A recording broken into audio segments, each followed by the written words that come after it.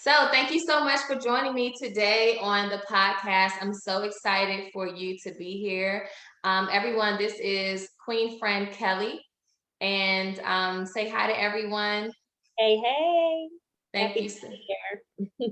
Yes, thank you so much for being here on the podcast. So, I wanted to bring you on the podcast today to talk about your life experiences as a woman of color in STEM, and how you have bravely and courageously coped with what I've seen you post about, has been imposter syndrome, and how you have overcome that and are still overcoming the idea that you don't belong in a space that you definitely do belong in. So, but before we get into all of that, how are you doing? I am doing well. It is the end of the semester, so I am trying to chug through these last few days, but I'm actually feeling more relieved than anything already, even though the semester is not done. But just knowing that the light at the end of the tunnel is there, I am excited. I'm ready to get into the summer just so I can do some more work. My mom laughed at me because she was like, I don't know why you get excited about the end of the semester because you just like you're doing something different, but you're still working. So I don't Uh-huh. know why you're so excited. But I said it no, because there is an end and then I'm starting, something new. So it feels refreshing regardless of whatever I'm doing. So I'm Mhm. excited, feeling good. Exactly. I'm feeling good too. I'm happy that it's the weekend and I can kind of like woo-saw a little bit. So I'm excited. I'm excited about that. So when I think about you in the STEM space, talk to me about how the idea of wanting to be in STEM, how did that start for you? Like as a child, how were you nurtured or reared towards that kind of path? Yeah, so my dad was an air traffic controller and Okay. he worked for the Federal Aviation Administration and he's always had a thing for all things space and air.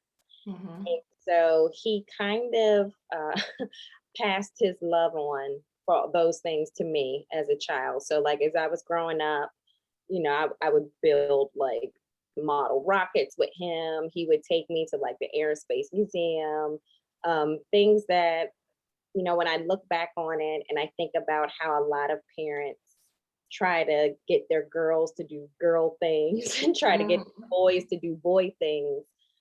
I did all the quote unquote girly things, whatever you want to call it. I love to get dressed up and, I played with dolls and all that good stuff. But he wasn't afraid to introduce me to things that most people would probably say, why would she want to do that? She's just like a 6-year-old girl. Like why would you buy her a rocket? I'm sure my mom probably said that at least one time, like, why would you get her that? But that's really how it kind of started. And, it kind of blossomed from like a love of air and space to just a love of science and STEM in general. At the time, we weren't calling it STEM, but that's basically what it was. I was, anything related to science and tech and math, really sparked my interest. So that's really where it started. And I mean, it just kind of grew from there. And my parents always encouraged me to do any type of crazy science thing I wanted to do, whether it was science camp or whatever. So, just their support and their exposure really helped to foster that interest and made me feel like it wasn't unusual for me to like those things. Like, even though I knew when I was in those spaces, eventually that, no one else looked like me. But, but when I came home, I didn't feel like that. Like, my parents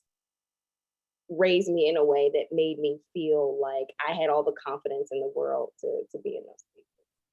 I think that's amazing. And it speaks to the character of your parents, to expose you, first of all, expose you to something that may have been different for other Black and Brown people that you were around as it relates to like the content of what you were, exposed to. But also the fact that it's like, I'm going to nurture something, a talent that they may have seen in you that was like a natural talent or a natural inclination towards something. And instead of saying, no, you can't do that, they gave you the tools that you needed, it sounds like, to move into that world, to help you flourish, and really follow behind something, and gave you the confidence to say, you know what, you can do this. Just because you're a girl doesn't mean that you can't, like rocket ships or pursuing things of that nature. So I think that's really cool. I think that's really cool. Yeah, I'm really grateful to them for that. And I try to remember that as I raise my own children, that Mhm. it's important to not try to ever put your kids in a box, because I feel like we all as parents sometimes have these images of what we want our children to do, and what careers we think they should pursue to be um, successful. But for me, I think it's not so much about me trying to push my kids into one area or the other. The big thing is just the exposure. So like I Right. know, like nowadays, like I run a STEM camp for girls, and we get a lot of parents who force their kids to come, not necessarily because the kids want to go, but because STEM has become like the hot buzzword, and everybody's Mhm. like, oh, well, you should be in STEM because you'll make a lot of money, and that's where all the jobs are, which are not guaranteed a lot of money if you work in STEM at all. But I think the exposure piece is important. So like for my kids, I do want them to be exposed to STEM. If they don't like it though, I'm not gonna push that on them, but I want them to be exposed to everything. I'm gonna expose them to the arts, and I'm gonna expose them to, all different types of fields, because it's very hard to choose a career field if you don't even know it exists. Exactly. And it's kind of that variation, people will say you can't be what you can't see. And, to an extent, that's true, because if I didn't know forensic scientists exist, or if people didn't know biomedical engineers exist, or whatever field, how would you even know that that was something you Mhm. were interested in or wanted to pursue? So I think exposure is, really critical at the young age. Yeah, I think so too. So one of the initiatives of Beneath the Crown Women's Initiative is to expose young girls to women of color that are in fields, in all fields. So it could be the arts, it could be STEM, healthcare, and really serving as like a mentorship program for young girls to say, hey, these are women that look like me, and they are willing to reach back and show me the way and help me to get to where they are, or at least give me the tools so that I will have like the like a tool set for, even if I don't want to pursue their particular career, I have like a tool set that I can use, or a toolkit that I can use that can help me to be successful in whatever field I choose. So I think that's really cool. And then speaking about exposure and just like building confidence, as you began to come up in school and progress, talk about like the relationships maybe with your friends, and then being exposed to maybe other women of color that were pursuing the field, or currently working in the field that you were pursuing, as you started to grow, like maybe middle school, high school. What did that look like for you?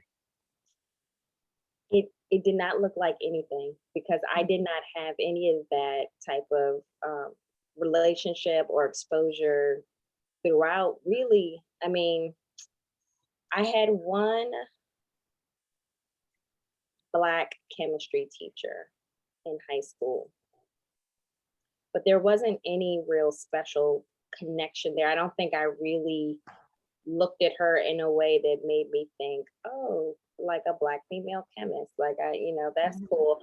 Um, I'm not sure why that connection just wasn't there for me. I mean, I do remember her distinctly as being like literally the only Black female science teacher I've ever had. Mhm. And that in and of itself is significant, just to know that, I pretty much went through my entire academic career, probably until I got to graduate school. I had Mhm. a Black woman that taught one of my graduate classes. Mhm. So that speaks, that says a lot in and of itself. But I never really was around other kids who had the same interest as me. Mm-hmm. I don't really recall like any of my other friends liking science or really having any role models, I would say. Uh, Mm-hmm. I there when I was coming through school, the programs that exist now for girls of color, Mm-hmm. they didn't exist. Or if they did, they were very far and Few and few far between, between. yeah. Like I was not aware of one, and I'm sure if one existed, my mother Juanita Brown would have had me in it. So if she still was in, I would have been in it. I promise Mm-hmm. you.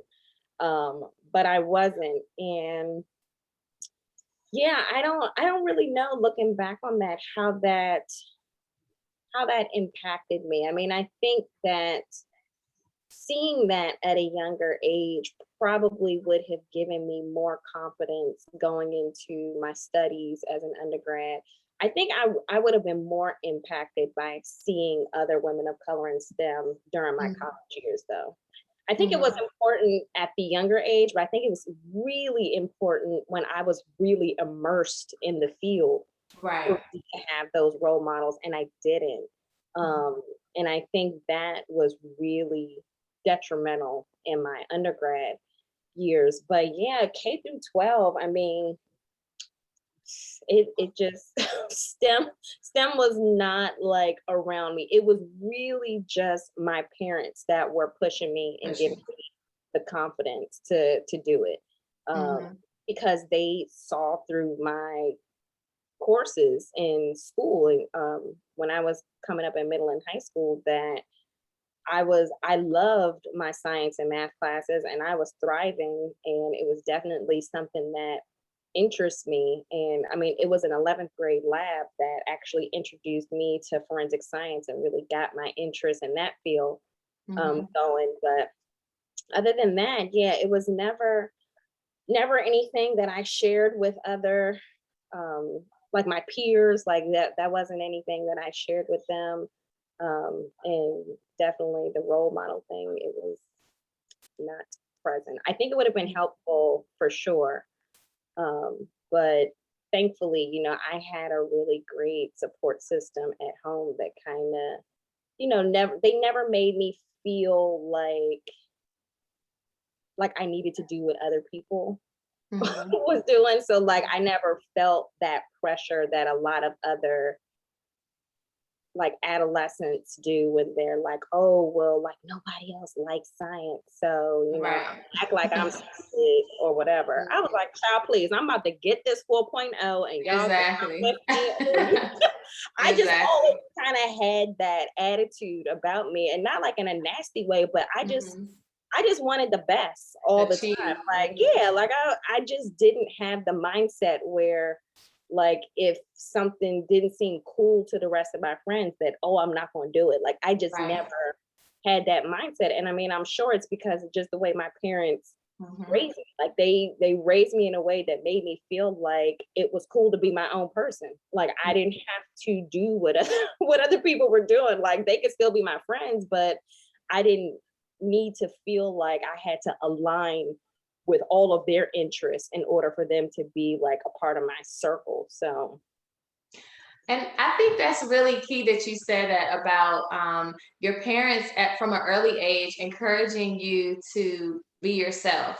And so, in a few episodes prior to this one, and in season one, I talked about how there was a crown jewel that says, "Stop relying on the world to tell you who you are." And so we kind of made the correlation between like women as adult, well, women being an adult and kind of aligning yourself with what someone else says that you should be and kind of, reimagining yourself according to someone else's expectations and how that can sometimes be connected to how women were reared and their first relationships with people of significance, which is their mothers and their fathers. And so I think that it's really key that you brought that up, that your parents encouraged you to be yourself and to, if you think outside the box, that's great. Do what you want to do, pursue your passions. But then as you were speaking, I also thought about how when we talked about you not really seeing women of color at the undergraduate level that were in the field that you were then pursuing and immersed in that core curriculum, and how I just thought maybe that could have been something that contributed to the imposter syndrome and feeling like you don't belong because you don't see people that look like you. And so talk about how talk about when you first, well, no, before we do that, let me go back. So for people that are listening, imposter syndrome is, and correct me if I'm wrong, if my definition is skewed, but from what I've learned, imposter syndrome is basically being in an environment where you feel like you don't belong, where you feel like you're not worthy of that environment. Even if you have all of the degrees, even if you have all of the experience, even if you have all of the credentials and the criteria to be in that place and that space, you don't feel like you belong. So I'll start with this. When I started to think about the whole podcast space and media and all of that, like I said, this has been a long time coming. But honestly, I was afraid. One of the fears was imposter syndrome and feeling like I did not belong or do not belong in media, feeling like no one would identify with my voice or my particular messaging. And so, because of that and a few other reasons, I did not pursue what I knew was something that I needed to pursue for myself. Um, but from your perspective, as it relates to imposter syndrome, when did you first notice that you had imposter syndrome? I would say it was definitely in undergrad. Definitely Okay. in undergrad. And I think about imposter syndrome a lot because I still deal with it regularly. I think of it as like a cold, like something that comes back and then I treat it, then it goes Mm-hmm. away, and then it comes back again. Um, and I think there's a lot of different reasons why people have imposter syndrome. I don't think there's any one reason. There could be multiple reasons. But I think mine has been a result of a combination of things. One is definitely that lack of representation, um, the lack of support, the lack of, you know, feeling like I can be my authentic self, because I felt like my authentic self wasn't smart enough in terms of the packaging or professional enough or whatever, just because, society in general does not show the image of a smart scientist in the way that I felt like I was presenting myself. I mean, I was just a girl from PG County who, had the Maryland twang and liked to dress cute and Mm-hmm. whatever. And that's just not what I equated with like someone who was like a smart scientist. Mainly when I got to undergrad, because I didn't see anybody else who, like, when I was, honestly, one of the reasons why I think I didn't really have it growing up is because I grew up in PG County where I was around all Black people. So Girl, look, let's kind of touch on that because okay, let's touch on that. So PG County, for people who are not familiar, is in Prince George's County, Maryland. It's one of the most affluent Black African American communities in the country, in the nation. And so for me, so I attended North Carolina State University in Raleigh, North Carolina. And so my mindset from a young child up until going to college, I went to school with predominantly black and brown people. And then I lived in Prince George's County. So going to a PWI, predominantly white institution, for people that are not familiar with the acronym, it was eye-opening because like you said, you're used to just being around all black people, all the time, black and brown people all the time. So talk about how that played into everything for you. yeah, so I mean, it was a culture shock. It's a It's culture definitely shock. a culture shock because even though I, I mean,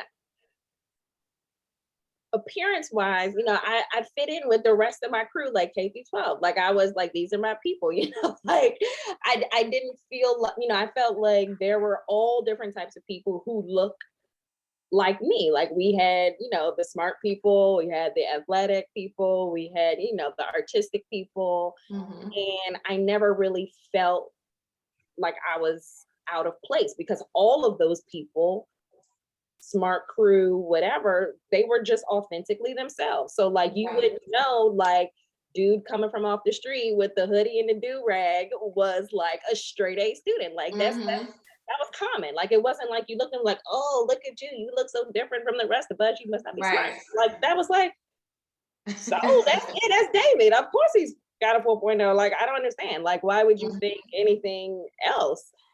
But then you take those same people and you put them in a PWI where all of a sudden now people look different, they act different, they sound different, and they look at you differently. Like, because as much as it is a culture shock to you, for those people who, have not been around Black people or other people of color, it's a culture shock to them too, because they have this one-sided image Yes. of what they think, someone who's smart and successful looks like. And it doesn't help that K through 12, you're not shown any images of people of color who were really excelling. Exactly. Except the Cosby Show. Yeah. And I am so upset about the fact that that really has not changed, because one thing I've learned by my son being home, Mm-hmm. virtual learning, is that still the only Black people they're teaching about are slaves and civil rights. And Yeah. and that makes me so mad, because it's not that those are not important things to learn, Mm-hmm. but it embeds a certain amount of deficit thinking to Mm-hmm. not just the students of color, but to all of the students, that this is what Black people are known for: slavery and civil rights. Suffrage. It indoctrinates suffrage in Black and brown kids when all Exactly. they learn about is slavery and activism. Yeah. Exactly. And so you don't hear about, the Katherine Johnsons, or, any of Alma these Thomas. people Mm-hmm. who, yeah, I mean, these people who they've done amazing things. They're not working to change that image. And so when you go into a PWI, they don't know anything better. They haven't been cultured to see anything outside of what their norm was. They haven't seen it in their textbooks. They haven't seen it probably in their teachers or their peers. And so it was like a double culture shock. So I definitely felt that coming in, not just from my peers, but I felt it from my teachers. I mean, I felt like, they, and it's hard to ever like people say, well, give me an example of this. Like, tell me a time specifically. And I don't think we can ever, I mean, there's not always a time where we can say, yes, I can tell you on Tuesday, March 17th, 2002, when Professor so-and-so said. It's not about that. It's you Right. can feel it. It's like in the air, the microaggressions, you can feel it. It's palpable. Like I cannot tell you Mm-hmm. specifically that someone said something, but I can feel it in the air. And it's also something that, you I don't want to say you put on yourself, but it's hard to not think like, what am I doing here? How Mm-hmm. come everybody else looks this way? Everybody else talks this way. This person, keeps raising their hand and saying the answer to this, and I don't know what's going on. Like, like maybe I shouldn't be in this class. Like, what's going on? And now, in hindsight, when I look back on that, I'm like, first of all, those people who were always raising their hand were not necessarily the smart ones in the class, Mm-hmm. um, and a lot of this was born out of just bad teaching habits. The teachers just didn't know how to create like an inclusive classroom that Mm-hmm. that made everyone felt like they belong. And they never took the effort to reach out to students who were struggling. It's like Right. sink or float in college. Like if you're failing, that's on you, boo. Like Yeah. me as a teacher, there people are thinking like I have too many students to deal with that. Like you're on your own. And Whenever I go back to think on that and I have imposter syndrome now as a professor, I Mhm. remind myself of those experiences and why I am where I'm supposed to be, because I am a better professor because of those experiences. Mhm. Because when I see students failing, I don't let them drown on their own. I think about the number of things that they could be going through, whether it's imposter syndrome or, you know, whatever it may be. And I make it a point to reach out to them because I want them to know that they do belong in my classroom and that everybody in my classroom has equal chance, Mhm. excuse me, to succeed. And I don't think a lot of college classrooms have that culture. And so it's one of those things where like you go into the classroom and it's like if you get it right away, if you look a certain way, if you talk a certain way, then you're part of the in group. And if you're not on that train, then everybody else can sometimes start to feel these feelings like maybe maybe I'm not Maybe I supposed to don't be belong here. maybe Yeah, I'm not supposed to be here. so I work in healthcare, and so one of the things we do a lot of EID work, equity, inclusion, and diversity work, and so a lot of the conversations now are centered around unconscious bias, and so I experienced that as well, attending a PWI, and it's funny because my freshman year, I never forget, we had two orientations. So we had the orientation for the African American, I don't know if I was African American, Black American students.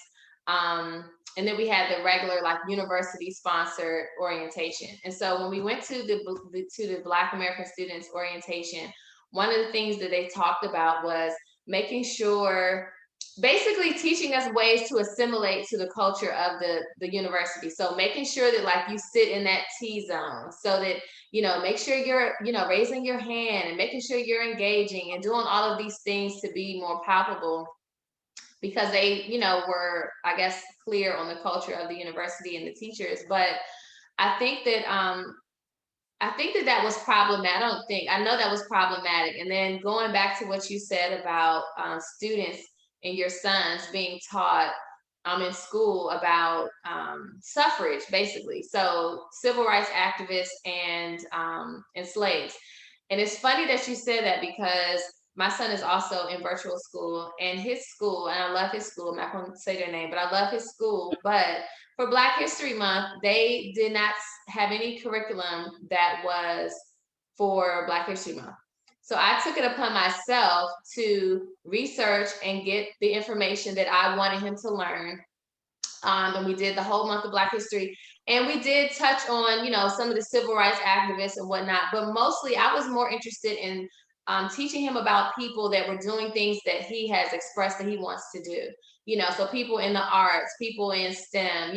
My son loves video games, so he's created a video game. He plays Roblox. Um, I'm like yeah, so talking to him about the first Black man who created the video game cartridge, and just all of these things. It's trying to expose him to these people to say that, hey, if they can do it, you can do it too, and not indoctrinating him with the mindset of suffrage that right. so many of our Black and brown kids have. Mhm. Yeah. Yeah, that's so important. My son's school was the same thing, and just like you, we love his school. Mm-hmm. But no school is perfect, and Right.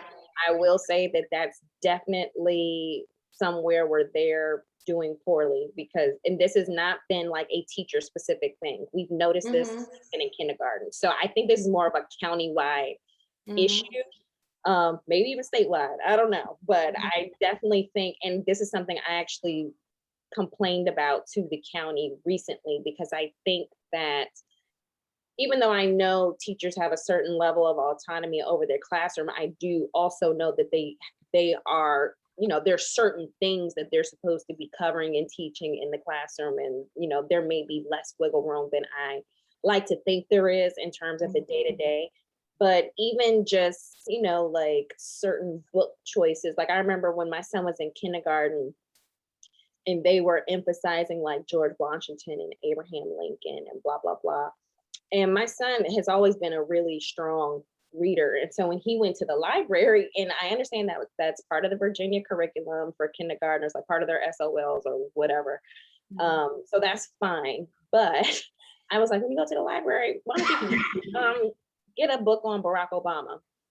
And they wouldn't let him check out a book on Barack Obama because, Really? yeah, they said, well, that's not for kindergartners. And I was like, first of all, What? my son is reading above grade. Reading above it, exactly. Right. And who are you to tell him what kind of book he can't pick? I don't care if he wants to pick out a fifth grade book just to look at the sentences. If that's what he wants to be, let him read. But yeah, I definitely think that, when we talk about transformative education, we have to start looking at like kindergarten up, because that's where you start to ingrain students with these ideas. I mean, if you've spent your entire K through 12 education learning about the superiority of white people, what do you expect when they get to undergrad? What do you expect when they become professionals? You have been training them to be prepared how to think. superior their entire academic life. It may not have been intentional, but by always showing the people of color in like this trying to get ahead mindset, and always showing the white people as the leaders and the change makers and the ones that have done all these things. I mean, unconsciously you are indoctrinating them with that information. Those little kids in kindergarten and first grade, they see that these people look like them and these people don't, and the people who look like me are associated. Like I remember in kindergarten when they were learning about Martin Luther King, and their best example that my son came home with was this booklet that was like, Black kids have bad playgrounds and white kids had good playgrounds. And I understood, right. And and the thing there was, he's too young to understand time at that point. He doesn't understand that this is in the 60s, like this is, a long time ago. So he came home crying, not wanting to be Black, because he said the white kids had good playgrounds and the Black kids didn't. And I wanna have a good playground. And I said, Lord, take me out now. I said, is this what you're indoctrinating my kindergartner with? And so if he received that as a Black child, then imagine what the white children are receiving. They're getting the exact opposite. Oh yeah, the white kids, they got the good playground. I mean, girl, don't even So I have a friend who she's my son's godmother. She one of her hats that she wears is she homeschools her 3 children. And so she talks about how homeschooling is her protest, because she is along the same mindset that, the school system and the curriculums that are presented are very superior in nature as it relates to teaching accurate history. And even so, she has a data company that she's in the works of starting, and kind of has already started. That's some of the work that she does in her profession. But she talks about the importance of the data being collected and reported and prepared and everything like that by people of color. Because when people that are not of color, collect that information and report it out, they're still, even in that reporting, is biased. And she's seen that even, in her work, that it has created some disparities in like providing care or access to different things. But one of the things that I wanted to talk about, when you said that you having imposter syndrome as an undergraduate student, how that helped to shape the type of professor that you are, and how you use that to remind yourself that you need to check on the students that may not be necessarily excelling. So every day during the week, I join a mindfulness call. And so on the call this morning, they talked about that very thing, seeing the extraordinary in others and not just seeing it in ourselves, but really like taking time to see the extraordinary in others. And I thought about that when you said that, because it just speaks to like the type of person that you are, that you would think about the experiences that you had and how they shaped you, and not wanting someone else to feel that they don't belong, and using that as a part of your teaching, style. So I thought that was really cool.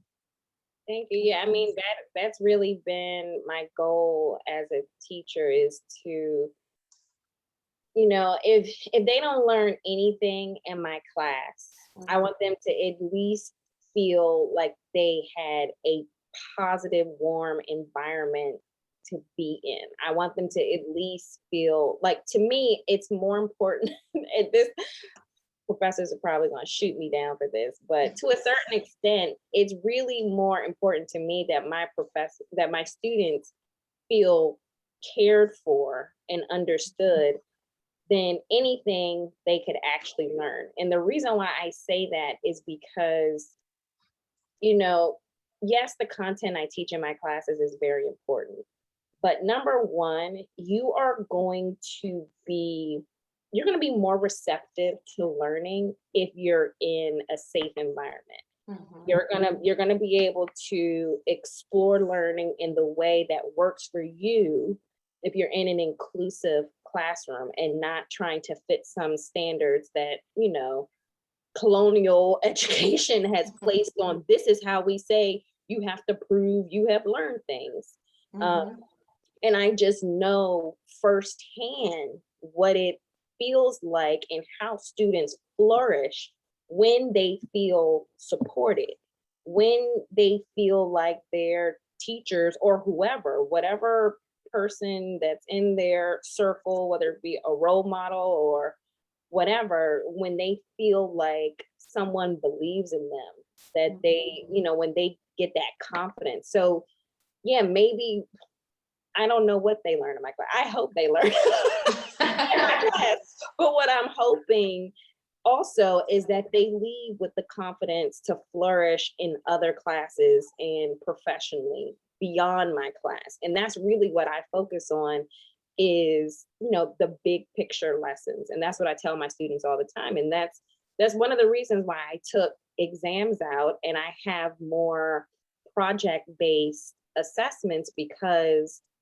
in the real world, yes, there are some fields that require certifications that you have to do in a standard test format. But for the most part, when you're in your career, it's how can you take what you know and apply it in a meaningful manner. It's not about have you memorized this whole textbook of material. And that's what I'm more interested in looking at, not how well can you survive the Respondus lockdown browser, how well can you test under pressure. I'm not interested in those things. I'm interested in you having the freedom to learn things that you want to learn within the boundaries of this course and to demonstrate what you've learned in a way that feels good to you. And I feel like students learn better that way. I feel like in the last year and a half that I've taken exams out, I feel like students have walked away feeling like they retained more than when they've been force fed like exam content to Mhm. memorize. That's awesome.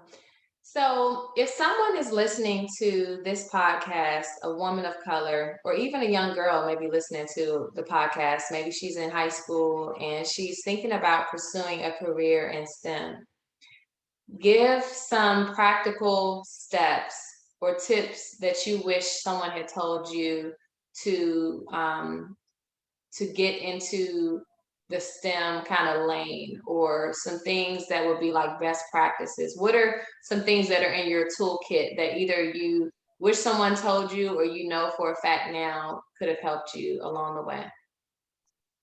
Um, Definitely, if you can, especially the younger students, pursue as many advanced classes as possible. And have your parents advocate for you to be placed in advanced classes. Because one thing we know with students of color is there is definitely some differential placement, in that a lot of students of color are less likely to be placed in these advanced classes. And there's actually studies that show when they're looking at STEM persistence that advanced placement classes is actually a significant factor in terms of whether or not students end up persisting in STEM or not. It's not even a matter of taking the advanced, the AP exams or anything like that. It's physically just being in those classes. Did I freeze? Did I freeze? Can you still hear me? No, I can hear you. Okay, good. Yeah, I can hear you. Good. So yeah, definitely pursue AP classes if you can. Try to get into any like summer or winter break internships, research experiences, camps, programs, anything that's kind of in your field of interest. Or even not in your field of interest, because sometimes you don't know if you're going to like something until you try it. And then if you do try it and you hate it, then good, you can cross that off your list. But you would be surprised sometimes just by, when you're young, you have that flexibility to just try different things, try a different type of camp or program every summer, just to kind of, test the water, see what's out there. Try to find a mentor for sure. And there's different ways that you can do that. So one way is if you go to some of these programs and you end up connecting with someone at one of those programs, then that could be someone you could try to foster a relationship with. Also, LinkedIn, if anyone is, familiar with LinkedIn, I know there's less K through 12 people on there, but especially when you get to that undergrad level, Right. create a LinkedIn profile, connect with people in your area. And if someone seems really interesting to you, send a message and ask like, hey, would you mind if I like chatted with you for a couple minutes? I'm really interested in what you do. What's the worst they could do? Say no. Say no, exactly. I always say that. I'm like, give me a slow yes instead of a fast no. It's like you have not because you ask not. So I'm gonna ask, and I may ask twice. I might ask 3 times, and then if they tell me no, then I just have to take the no. But I'm gonna keep asking. Exactly. Exactly. So do that. And don't jump at asking somebody to be your mentor. I like to call it courting, because it is a two-way relationship. Yeah. And not everybody that you meet that you don't know off the bat is gonna be good for you as a mentor, because even some successful people, they can be toxic.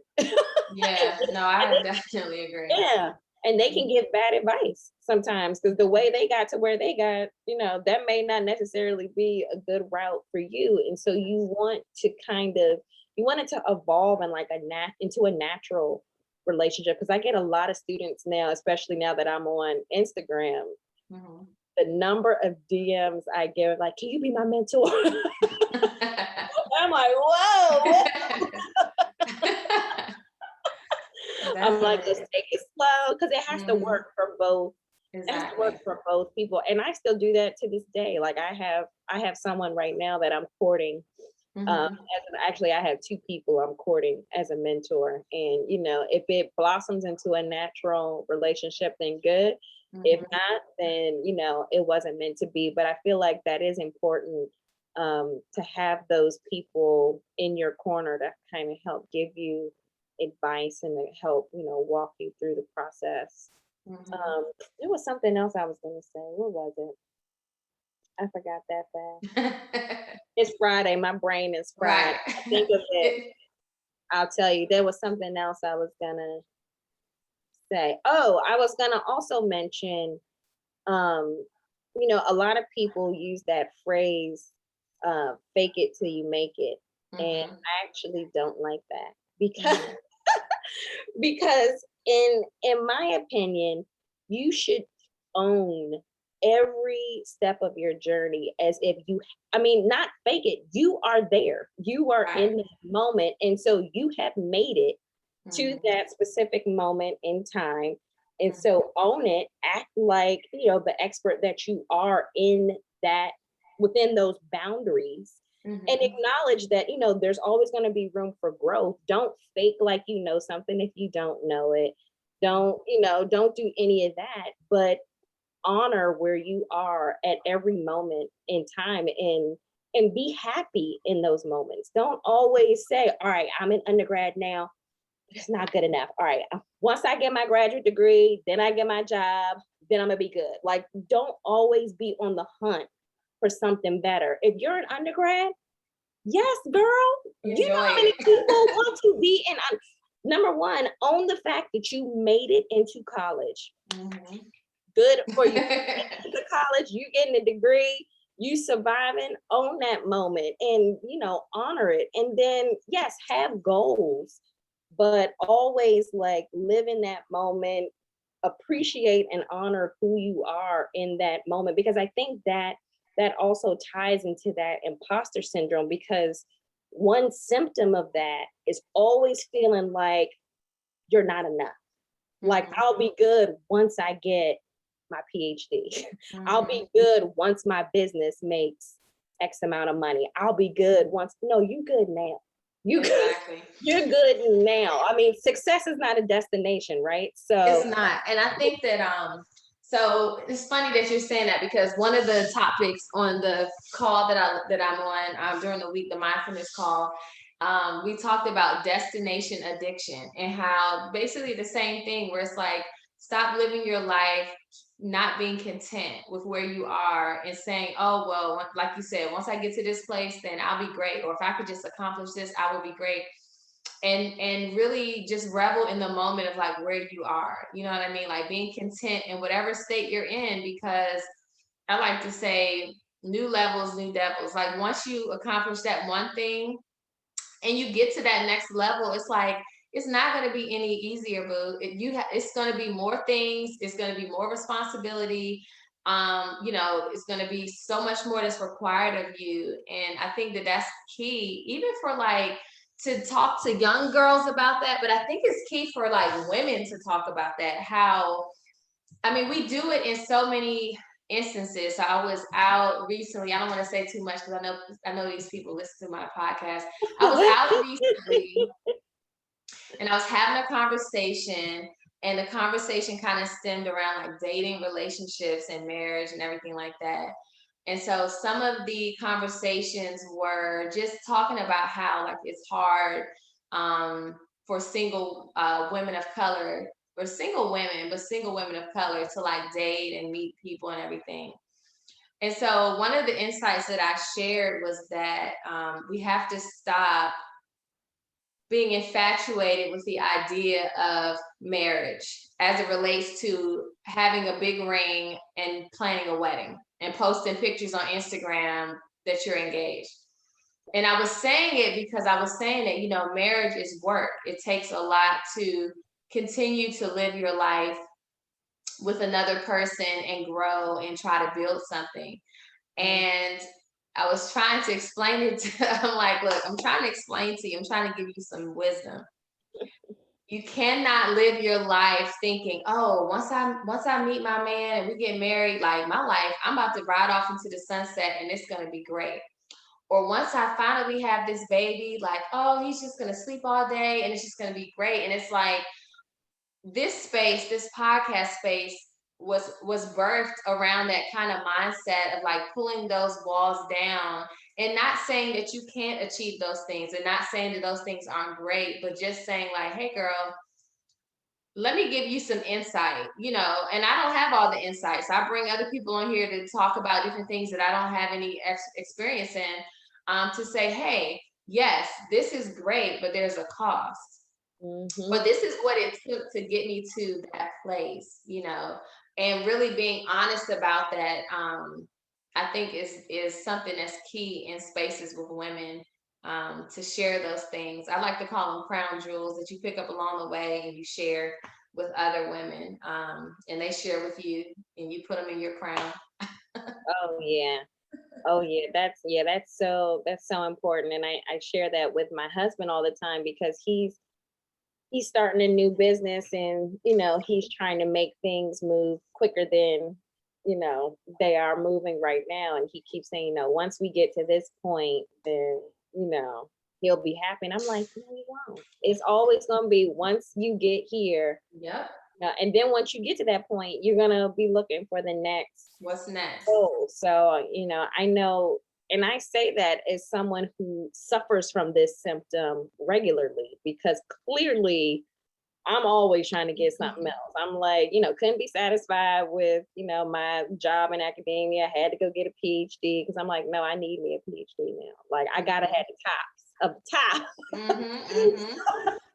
So Excuse me. definitely have that issue of like, and I even find myself saying that, like, all right, once I get my PhD, I'll be good. And then I have to like smack myself and be like, no, girl, you are good. You're good now. Or like, my husband and I are staying with my parents right now because because my husband started this business, and so we made a big sacrifice in terms of deciding to sell our house and move, and we called it living poor until trying to live poor while we get this business going. And now we're at a point where we're about to look for a new house, and I'm like, all right, once I get my house, I'll be good. Like, I just get my house and get my own space, and I am like, you're good now. Good. Like, you're fine. Like, when you move out of your parents' house, you're gonna look back on this time and be like, dang, why did I rush? I had in-home babysitters. Girl, talk about it. Talk about it. I've been there. Talk about it. Yeah, so I'm really trying to be more intentional about gratitude and writing down my gratitude and smacking myself when I need to, and thinking like, you got it good. Like, everybody, what's good is so relative, because I remember my husband and I were driving through this neighborhood in Great Falls the other week. And I remember looking at these huge houses on these huge plots. And I'm embarrassed to say I was envious. And I was like, this is where I need to be. Like, I need to be living in one of these big houses in Great Falls. And I told my husband, I said, man, these kids that are born into these families, they don't even know how good they have it. Like, they're rich. And then I stopped for a second and I had to check my privilege. Like, I am an upper middle class Black woman who is doing well. And I said, you need to check your privilege, because there are people who don't have what you have who are probably saying the same thing about you, about me. And my children, like, dang, like, they don't even know how good they have it. And I'm like, all right, you need to get your life together, because I mean, everything is relative and we have everything we need. But I just feel like, as people, we tend to get greedy sometimes and just wanting more. And I think that's just one of those American type first world problems. World problems, exactly. But I think that when you're saying that, it's so key, because for me, I am on a journey of positivity and like being intentional about my mindfulness. I share on the podcast that has not always been my strong suit, and I did not always live in a place of positivity. I like to coin the term that I was a realist, but really I was a pessimist in denial. And so it has taken, it's been a journey. It's taken work, and I'm still working through just continuing to have a spirit of like gratefulness, a spirit of thankfulness, and just really like being mindful and intentional about my thoughts. And so I wanted to ask you, what do you do for self-care? So what do you do to just say, woosah, you have all these things going on, you're pursuing your PhD, your wife, your mother, your professor, you have your own initiatives with what is it, kellydescientist.com. So how do you self-care? What do you do for yourself to just So I just posted on my story this afternoon one of my most favorite things to do for self-care. And I haven't, it's but the first time I've done it since the pandemic started, but I like to go and eat out alone. I like to go eat by myself. And that sounds so weird to a lot of people, because like my sister would rather die than eat alone.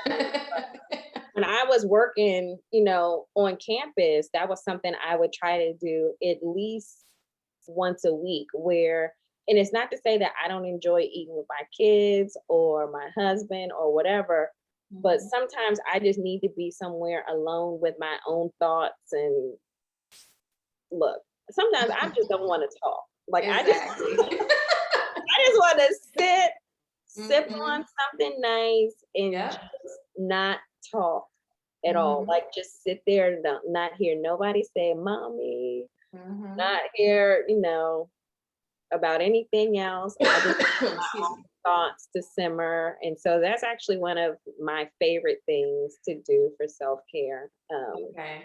And I was really happy to be able to do that today. I didn't realize how much I missed it, but that was really important.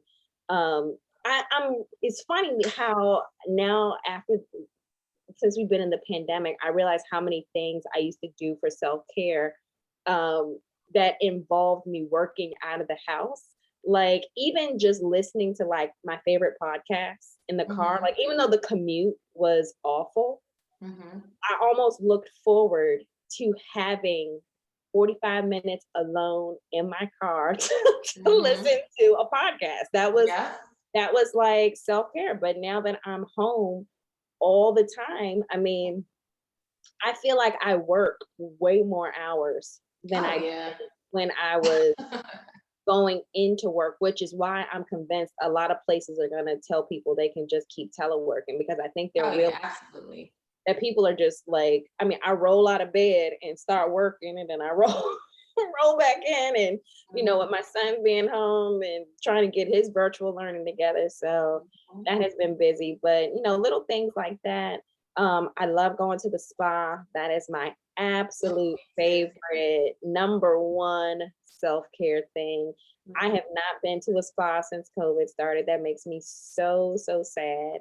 I But haven't either. I went so right before COVID in January. My mom and we spent a whole day. We were up at the Gaylord and spent the whole day just at the spa. And it's just so crazy how we were there enjoying the day. And then I was in the portion of the spa where you do manicure and pedicure. And I never forget I'm looking on the screen and then the news about Kobe Bryant flashes across the screen. And I'm like, oh my God. And then that just seemed to like catapult. It's like a snowball effect. So that was in January. And then, we were kind of getting remnants of this whole COVID-19 in February, then March. And it just was crazy. But that's I funny. digress. Yeah, that's funny because I remember exactly where I was when I heard about Kobe too, and I happened to be getting my nails done at a Hmm. salon, and I remember Hmm. seeing on the TV. It's funny because there's a few people, Kobe, Michael Jackson, Whitney Houston. I can remember exactly where I was when Hmm. I heard about their deaths because it was like so traumatic. Yes, Even though I didn't know them in person, I felt I like I know. I felt did. very connected. So Yeah, that's cool. I like those self-care things. I like going to eat by myself too. Like I'm cool. And I actually am like not the person that just has, some people they're by themselves, they have to be on their phone. I can actually put my phone down and I'm just like people watching and just enjoying myself. Just same. enjoying myself. I'm the same way. I mean, I love eating alone. Before I had kids, even when I was married, I used to travel alone, particularly for work, but I actually enjoyed it. Like a lot of people will be like, dang, you got to travel. I'm like, yes, travel for Mm-hmm. work. I'll see y'all in a week. Mm-hmm. I love traveling alone. I love going to the movies alone. Mm-hmm. I enjoy spending time by myself. I really Yeah. do. And I think that's why COVID, is pulling out the introverted side in me. I'm like, ooh, we got to start mingling with people again. Wait, Oh yeah. I'm an introvert wait too. a minute now. Like, Exactly. And I think that it's cool because it's like, I talk about this too in the podcast, how it's important to have like that time for stillness so that you can like evaluate yourself, so that you can kind of think about um, what your opinions are on various things, and just kind of like sit right, with yourself, like have that alone time for yourself, and get to know yourself. And for me, the quarantine kind of forced me, like it did with everyone else, to do that. And I didn't realize that I was so busy with just things that did not matter. It's like, why was I doing that again? Why right, was I going to 4 and 5 birthday parties in a weekend and just, right. girl, just foolishness and crazy, Thinking about stressing myself that, out. thinking about that starting back up again. Mm-mm, I'm Like, not doing it. I'm not doing. I have decided, and it's like no love lost. Like I love everybody, love and light, but You gotta be productive. I just cannot do it. I Right. cannot stress myself out. And I have found with the quarantine and pandemic and everything, there are other ways I can express my love and my support than necessarily running myself crazy trying to come to everybody's party. I just Exactly. I agree 100%. I saw somebody posted a meme or something about, choosing which parts of our lives we want to go back to when, this is all said and done. And I thought that was so powerful because I have really seen, like, I have been trying to, going back to that whole intentionality thing, but just trying to really see the positive things that have come out of COVID. It has been so awful for so many people, and mhm. it's been so bad, but I have I have really tried to see some of the positives that have come out of this. And one is I have really seen this as an opportunity for people in, our world to really take a moment and reset. Like Yeah. I watched this documentary. What was it called? I cannot think of it right now, but it was a documentary just about how much our environment changed after COVID in terms of, like, people in India being able to see the, Himalayas for the first time from their Right. and, wildlife, coming back, from bare levels of extinction, and just thinking, Mhm. and to myself, like, this may have been in a sad kind of way, but this may have been one of God's ways of saying, like, all right, let's rethink some things Mhm. here. And I'm trying to think about that as as we see the pandemic coming to a close, as I hope. I don't know. The numbers be looking I don't crazy think every that it day, is because but it's girl, it's still crazy out there. I know. As we hope it starts to come to a close eventually. I don't know when that's Mhm. gonna be. But whenever we get to the other side of it, I'm just trying to think that, amongst all of this sadness and devastation, that, we come out better people than we were when we went into it. So Mhm. that's at least a hope for myself. Exactly. No, I definitely agree. One of the episodes that I had on the podcast, I talked about back to normal and how everyone is trying to rush back to normal. And so I've challenged people to think about, well, what if there's a new normal that's better or better than what you were experiencing? What if there's a life that you can imagine for yourself that is so much grander and just so much more positive than trying to rush back to something, create a new normal for yourself. So that made me think about, so we have a segment on the podcast called Mama Said. It's a new segment where you talk about maybe one or two things that your mom or an auntie, a grandma, I like to call them supreme queens, has shared with you along the way that you have kept on your journey as a woman. So what is something that mama has said to you? Ooh, where do I start? I mean, I'm trying to think of one particular thing that, she said, of course, always keep God first. Things happen for a reason. And at the end of the day, you just keep God first, keep pray, and, whatever's supposed to happen is gonna happen.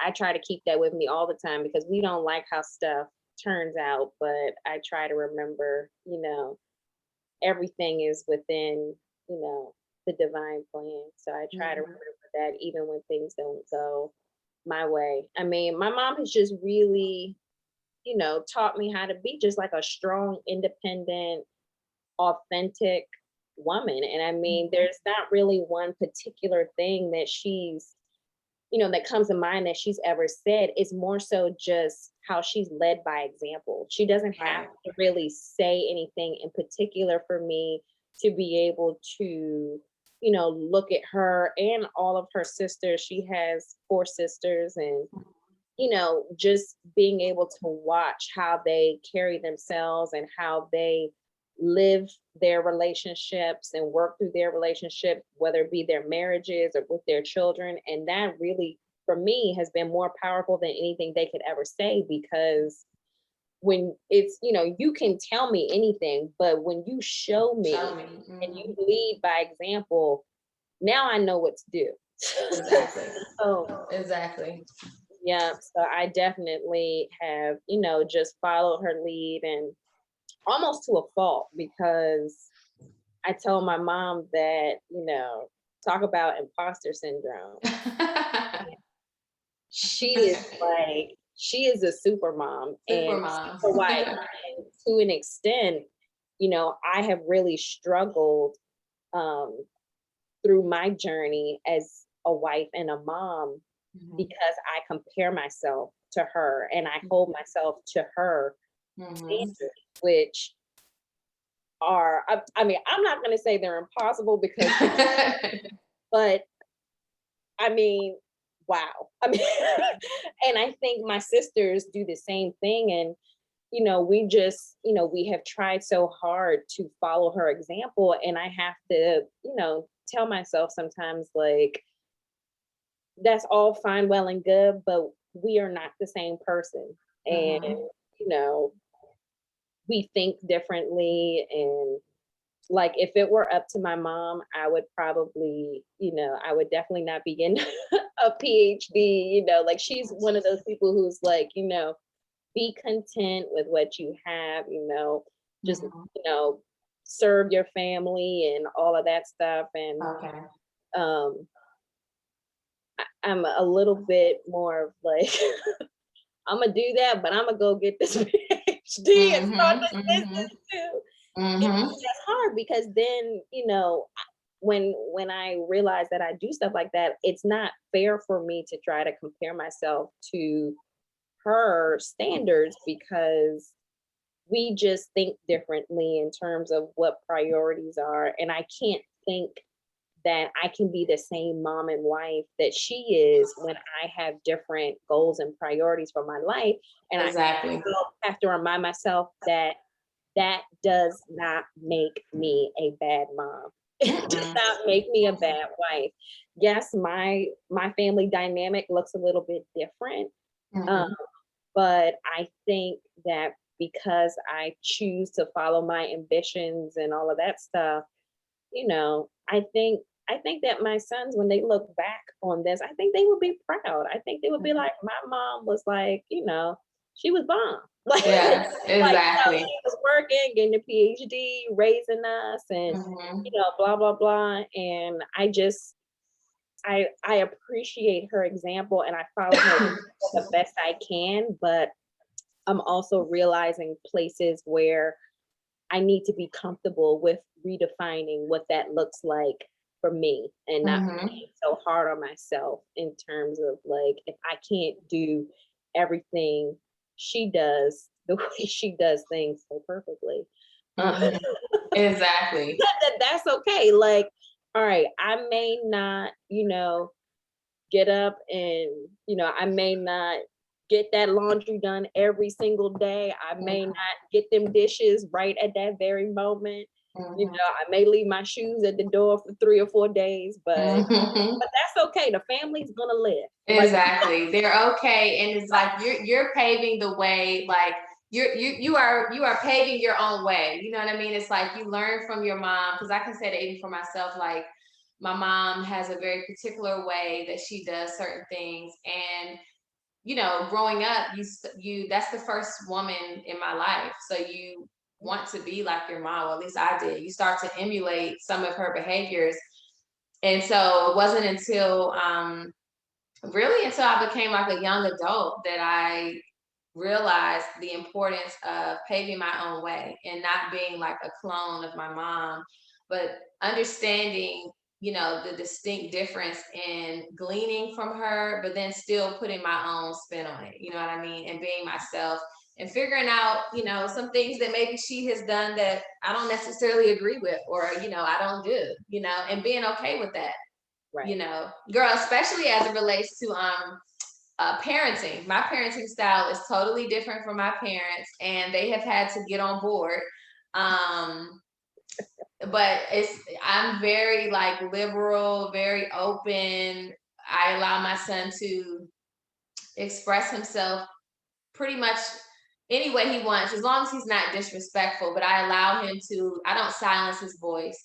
Mm-hmm. And so, but I come from a era where it's like, okay, what did you say? You don't talk back to adults type thing. Mm-hmm. And he's very mannerly, we teach manners, all of that, but I am teaching him that it's okay, even if you're speaking to an adult, you can say it in a respectful way, but you have the right to express yourself if you don't agree with something, or if you have a question about something, you have the right to express that. And so it's very different from how my parents they raised me to express myself, but they did not give me the leeway to be as expressive as I'm giving my son. Mm-hmm. I feel you on that. Yeah, that's definitely something that we that's been one of the tougher struggles since we've been staying here with my Mm-hmm. because having two queens in Mm-hmm. house is a lot, and it is not my house, it is her house. And Mm-hmm. she does spend the majority of the time, while I'm working, watching my kids. And so, she disciplines one way during the day, and then when I'm done with work and I'm like, she's like, yes, huh? And I'm like, wait a minute now, like I Mm-hmm. I I love what you're doing, but I'm still their mother. Exactly, girl. Yeah, I've because been there. because I'm kind of, lax, like about different things. Even something as silly as like if my son decides he wants to like randomly run outside on on the deck, and then my mom's like, well, he needs 3 pair of socks, shoes, two sweaters, and a Mm-hmm. jacket. And I'm like, he just going out for 5 seconds. Exactly. He doesn't need all that. And then we getting like little tips about that. And I'm like, this is so silly. Like, I'm his mom. He can go outside for 5 minutes without, Without some shoes knowing a on. full snow set. Right. But yeah, she comes from that age of like, if your baby don't have a jacket on, you might as well call social services. They getting a cold. They don't Right? have a hat and gloves on. What a cold that baby. What that baby don't have no hat on. I'm like, Lord. Whew. That's hilarious.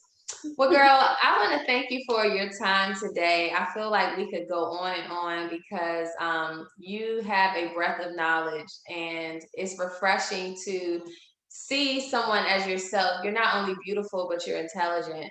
Um, and you're welcome. And so I think that the two together, it just is something that is beautiful to see, a woman of color in the field that you're in and being a boss chick at what you're doing. Where can people connect with you online? Best place is on Instagram at Kelly the Scientist. I'm trying to get hip on, as my mom would say, the Twitters. Um, Are you on TikTok? Have you gotten I on am on TikTok? TikTok. I don't post often just because I don't know. Well, now that I'm doing more reels on Instagram, I probably could do the same thing on TikTok, but Mm-hmm. I'm on there as Kelly the Scientist as well. I'm gonna try to do better about TikTok. Okay. If anything, just so I can start cashing in on some of this money, because I Oh heard that yeah. TikTok videos are paying. Oh yeah, they are. Yeah, I saw somebody post in the influencer gap that they got $2,000 for a TikTok video. Mm-hmm. Yeah. Dollars. And then you start getting into like brand deals where you have brands reaching out for you to do TikToks and all of that. They're making some money over there. I said, okay, let me go figure out how to do a little jig or a little. That's why I can't get with TikTok, because it's too many dances that I Excuse gotta me. memorize. Like Child, on I the can't IG memorize reel. any of those dances. Get Yeah, my coordination together is just not gonna work. So I stick to what I know. exactly. On IG, it seems like you could just talk and do the little point, boop, boop, boop, boop, boop, Mm-hmm. and then you're done. But on IG, I mean on TikTok, they got whole choreography. I'm like, wait a minute, I can't do all this. But I have a little bit over there. If anybody's Hmm. on it, I post infrequently, but I'm Okay. primarily active on On Instagram. Instagram. That's Okay, so at Kelly the Scientist, and I will make sure that I tag everything in the description for this show. But perfect. I just want to thank you so much for taking the time and sharing your insight on how you came up as a young girl into a woman in the STEM world, but really kind of talking about like the background of how you were supported by your parents and how they gave you the encouragement and they gave you the exposure that you needed to continue your love and your your your insight in the STEM world, and then how when you went into undergrad, you didn't see a lot of women of color, if any, in the field that you wanted to get in. And so how that kind of started maybe the imposter syndrome, but how you have used those experiences to propel you into an amazing professor and how you relate to your students. And so I just want to thank you for that. And then for providing us with the tips for young girls and young women that are wanting to pursue your career field, how they can get in the career field and tips that they can put in their toolkit to take them along the way. So thank you so much for spending your evening with me today. I appreciate it. Thank you for having me. I know my sons are ready for their movie night, but that's one of the good things that came out of COVID. We started our Friday family movie night. So another Nice. positive things. But no, this was great. Thank you for having me. I'm so glad we were finally able to connect. Yes, I was too. Thank you so much. Hold on a second.